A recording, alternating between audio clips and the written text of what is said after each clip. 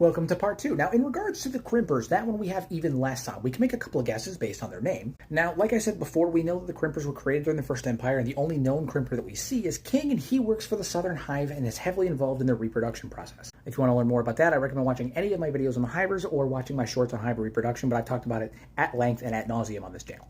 Now let's go ahead and take a look at what we do know about Crimpers. Firstly, they have a weird shape. In fact, they're shaped almost like giant mechanical gorillas, which I think is really interesting.